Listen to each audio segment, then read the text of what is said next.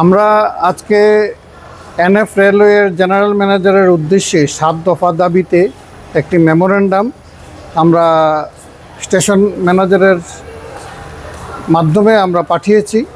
আমাদের দাবিগুলি হচ্ছে আগরতলা থেকে করিমগঞ্জ এবং আগরতলা থেকে সাবরুম যে লোকাল ট্রেন তার বগি সংখ্যা বাড়ানো, আগরতলা করিমগঞ্জের ক্ষেত্রে অন্তত 15টা বগি এবং সাবরুমের ক্ষেত্রে 10টা বগি, এবং এখান থেকে যে নারেঙ্গি যে ট্রেনটা যাচ্ছে প্রতিদিন ত্রিপুরা রাজ্যের প্যাসেঞ্জারদের সরাইঘাট এবং নর্থ ইস্ট দিল্লি এবং কলকাতার যে দুইটা সুপারফাস্ট ট্রেন সেটা ধরার সুবিধার্থে ট্রেনটাকে এক্সটেন্ড করে কামাখ্যা পর্যন্ত নিয়ে যাওয়ার আমরা দাবি জানিয়েছি।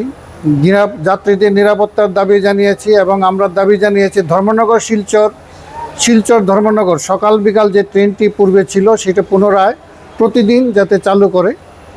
আমরা দাবি জানিয়েছি যে কাঞ্চনজঙ্ঘা ট্রেনে একটা পেন্টিকার দেওয়ার জন্য এবং এই সমস্ত ট্রেন যতগুলি ট্রেন আছে সমস্ত ট্রেনগুলির যে পুরনো বগিগুলি এগুলির অবস্থা খুবই দুরবস্থা, প্যাসেঞ্জারদের খুব অসুবিধা হচ্ছে, বাথরুমগুলি নিয়মিত পরিষ্কার থাকছে না, নোংরা হিসেবে থাকছে, কামরাগুলিও থাকছে। আমরা এই সমস্ত দাবি নিয়ে আমাদের আজকে মূলত এই মেমোরেন্ডাম দেওয়া। Sanjay Chowdhury, office secretary, SUCI।